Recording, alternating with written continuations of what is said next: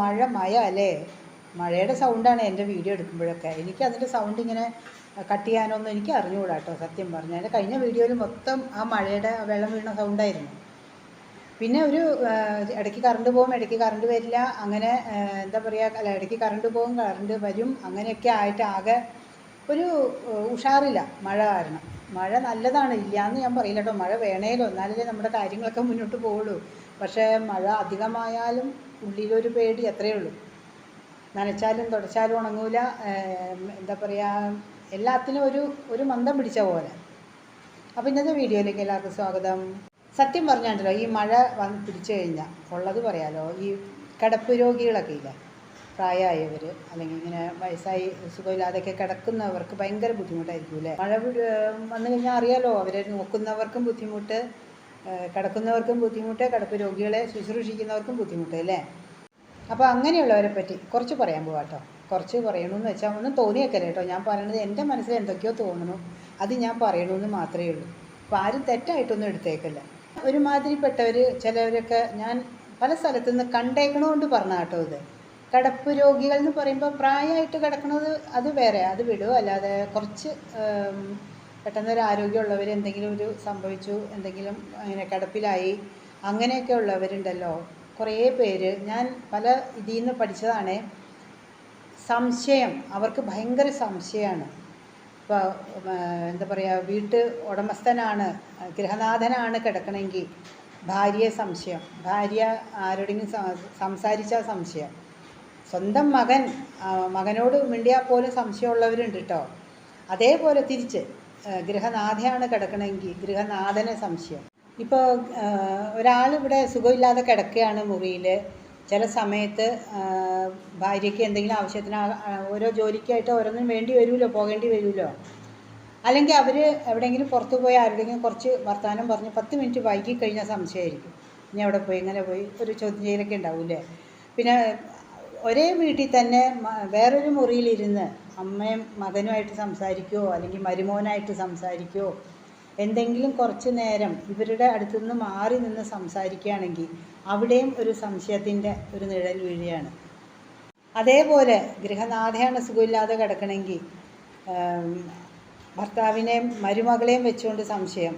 ഒത്തിരി ഇങ്ങനത്തെ ഉള്ളതൊക്കെ കുറേ നമ്മൾ അവിടെ നിന്ന് ഇവിടെ നിന്നൊക്കെ നമുക്ക് ന്യൂസ് നമ്മൾ കേൾക്കാറുണ്ട്. കാര്യം ശരിയാണിത്, ഇല്ലയെന്ന് ഞാൻ പറയില്ല കേട്ടോ. കുറേ വീട്ടിൽ ഇങ്ങനത്തെയൊക്കെ ഉണ്ടാവാറുണ്ട്. ഒരു വീട്ടിൽ ഞാൻ കണ്ടിട്ടുണ്ട്. ഞാനൊരു സുഖമില്ലാത്ത ഒരു സ്ഥലത്ത് പോയിരുന്നപ്പോൾ, കാണാൻ പോയപ്പോൾ, അവിടെ കിടക്കുന്ന അദ്ദേഹം കിടക്കുന്ന അവിടെ ഒരു ജനലുണ്ട് തൊട്ടടുത്ത് തന്നെ. അപ്പോൾ ഇടയ്ക്കിടയ്ക്ക് ആ ജനൽ തുറന്നിട്ട് അകത്തേക്ക് നോക്കും. അപ്പോൾ ഞാൻ നോക്കിയത് എന്താണാവുമെന്ന്. അപ്പോൾ അവിടെ ഭാര്യയും മകനുമായിട്ട് വർത്തമാനം പറയണു, വേറെ ഒന്നുമല്ല, അവർ കുടുംബകാര്യങ്ങളും എന്തെങ്കിലുമൊക്കെ ചർച്ച ചെയ്യണമായിരിക്കാം. അപ്പോൾ ഞാൻ ഓർത്തു കേട്ടോ, ഇതൊക്കെ കൊണ്ടാണ് എനിക്ക് വീഡിയോ എടുക്കാൻ തോന്നിയത്, അതുകൊണ്ട് തന്നെയാണ്. അപ്പോൾ ഇങ്ങനെയുള്ളവരുടെ മനസ്സിൽ ഒരു പക്ഷേ അവർക്ക് തോന്നിയിട്ടുണ്ടാവും, നമ്മളെന്തോ ഇങ്ങനെ കിടപ്പ് രോഗിയായല്ലോ, അല്ലെങ്കിൽ ഒരു രോഗിയായി പോയല്ലോ, ആ ഒരു തോന്നലായിരിക്കാം അവരെ കൊണ്ട് ഇങ്ങനെയൊക്കെ ചിലപ്പോൾ തോന്നണത്. കാരണം ഓടിച്ചാടി നടക്കുന്ന ആൾ പെട്ടെന്ന് ഇങ്ങനെയൊക്കെ ഒരു അവസ്ഥയിൽ വരുമ്പോൾ നമുക്കറിയില്ലല്ലോ അതിൻ്റെ വിഷമങ്ങളില്ലേ. പക്ഷെ അത് മറ്റുള്ളവരെയും ബാധിക്കുകയാണ്. ഇപ്പോൾ അയൽപക്കത്തുള്ളവർ വർത്തമാനം പറഞ്ഞിരിക്കണു, അല്ലെങ്കിൽ അടുത്തുള്ള ആരെങ്കിലും ആയിരിക്കാം. കുറച്ച് നേരം എപ്പോഴും ഈ എന്താ പറയുക, വീട്ടിൽ തന്നെ ജോലി ചെയ്യുന്നവർ കുറച്ച് നേരം ആരെങ്കിലും കാണുമ്പോൾ സംസാരിച്ച് കഴിഞ്ഞാൽ അതൊക്കെ ഒരു കുറ്റമായിട്ട് എടുക്കണവർ, അങ്ങനെ ഒത്തിരി പേരുണ്ടല്ലേ. പിന്നെ 90% വേണമെങ്കിൽ പറയാം, അവർ കുറച്ചൊക്കെ നമ്മൾ കുടുംബത്തിൻ്റെ സമാധാനത്തിന് വേണ്ടി ആരും പുറത്തൊന്നും പോകാതെ വീട്ടിൽ തന്നെ ഇരിക്കണവരുണ്ട്. പിന്നെ ചിലവർ ഇതൊക്കെ കണ്ട് മടുത്തു എന്നുള്ള രീതിയിൽ കുറച്ച് പുറത്ത് പോയി ചുറ്റിക്കറങ്ങണവരും ഉണ്ട്, ഇല്ലയെന്നും പറയണില്ല. ഒരു പക്ഷേ അവർക്ക് ഒന്നും ചെയ്യാൻ കഴിയണില്ലല്ലോ എന്നുള്ള ആ ഒരു വിഷമമായിരിക്കാം അവരുടെ മനസ്സിൽ നിന്ന് അത് ഈ രീതിയിലൊന്ന് പുറത്തേക്ക് വരണമായിരിക്കാം കേട്ടോ. നമുക്കതിനെ കുറ്റപ്പെടുത്താനൊന്നും പറ്റില്ല. പിന്നെ വീട്ടിലുള്ളവർ അത് അനുസരിച്ച് പോവുക എന്ന് മാത്രമേ ഉള്ളൂ.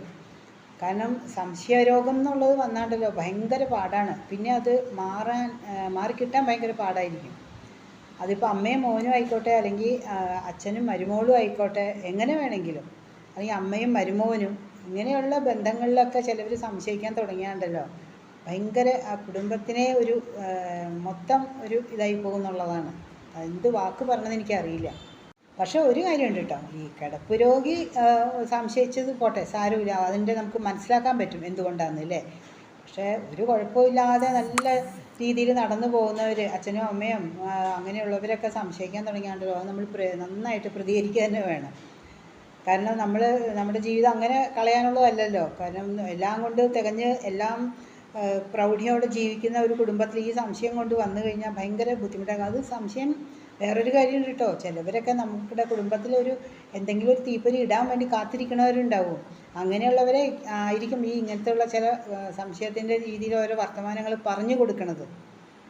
അങ്ങനെ മൂന്നാമൻ്റെ ഒരു വാക്ക് കേട്ടുകൊണ്ടും കുറേ പേരിങ്ങനെ സംശയിക്കും കേട്ടോ. അതിനൊക്കെ നമ്മൾ നന്നായിട്ട് പ്രതികരിക്കുക തന്നെ വേണം കേട്ടോ. ചില അമ്മായിയമ്മമാർക്ക് ഇപ്പോൾ ഭർത്താവ് മരുമോളോട് കൂടുതൽ സ്നേഹത്തോടെ സംസാരിക്കുമ്പോൾ ഈ പറയുന്ന എന്നിട്ട് മരുമോളെ കുറ്റം പറയും, ആരെ കണ്ടാലും ചാടി വീഴാണ്, അങ്ങനെയാണ് ഇങ്ങനെയാണെന്ന് പറയും. പക്ഷെ ഒരു കാര്യമുണ്ട് കേട്ടോ, അതൊക്കെ അമ്മായിയമ്മയുടെ കുശുമ്പാണ്. ഞാൻ പറയുകയാണെങ്കിൽ ഭർത്താവിനോട് പുള്ളിക്കാരിക്ക് സ്നേഹമായിട്ട് പെരുമാറാൻ അറിയില്ല. അപ്പോൾ തിരിച്ചും അതുപോലെ ആയിരിക്കുമല്ലോ. അപ്പോൾ മരുമോൾ നല്ല കുട്ടിയായിട്ട് നല്ല സ്നേഹമായിട്ട് സംസാരിക്കുമ്പോൾ ഒരു പക്ഷേ അച്ഛൻ മകൾ എന്നുള്ള രീതിയിലായിരിക്കാം.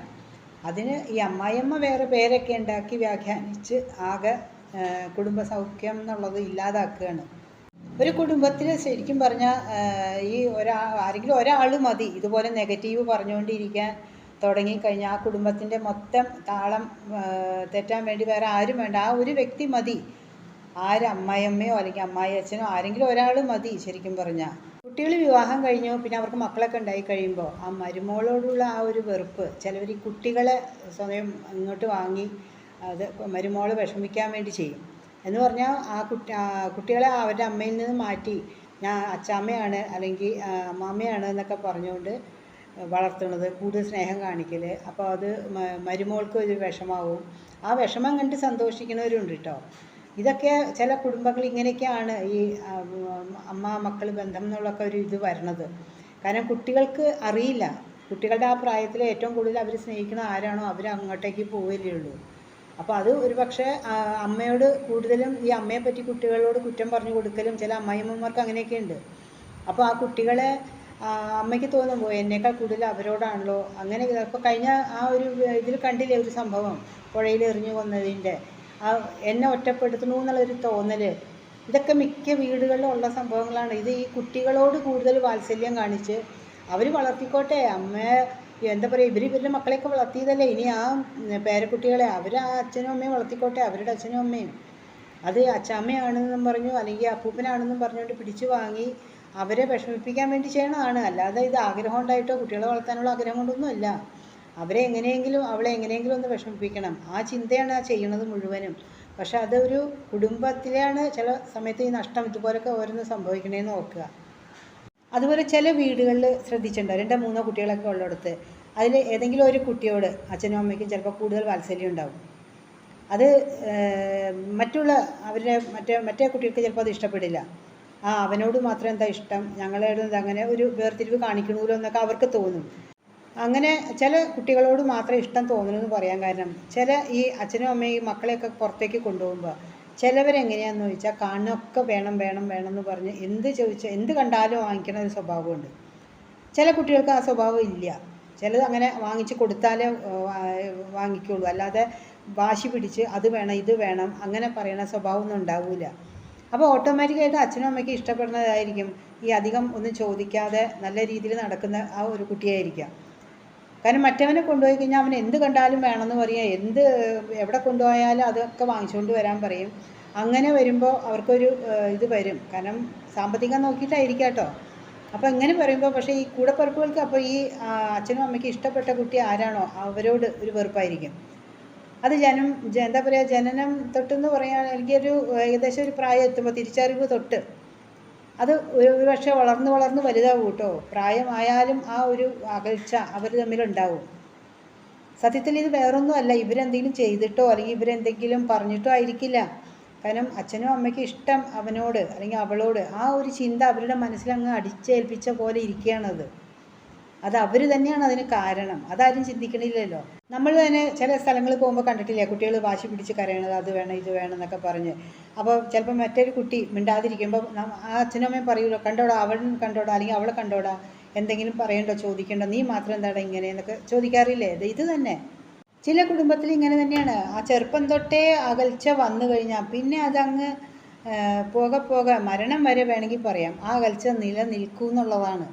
കാരണം അത് അങ്ങ് പിന്നെ അടുക്കാൻ പാടാണ്. നമ്മൾക്ക് ഒരു അകലെ എളുപ്പം കഴിയും, അടുക്കാൻ ബുദ്ധിമുട്ടാണെന്ന് പറയില്ലേ, അതുപോലെ തന്നെ. കാരണം നമ്മൾ ചെറുപ്പം തൊട്ടേ കണ്ടു വളരണത് എന്താണോ എന്നെ എന്നും അവർക്ക് ഇഷ്ടമല്ല, അല്ലെങ്കിൽ എന്നെ എന്നും വെറുപ്പാണ്, ഇങ്ങനെ കണ്ട് കണ്ട് വളരുമ്പോൾ ഓട്ടോമാറ്റിക്കായിട്ട് അവർ അതിൽ നിന്ന് മാറി മാറി പോകും.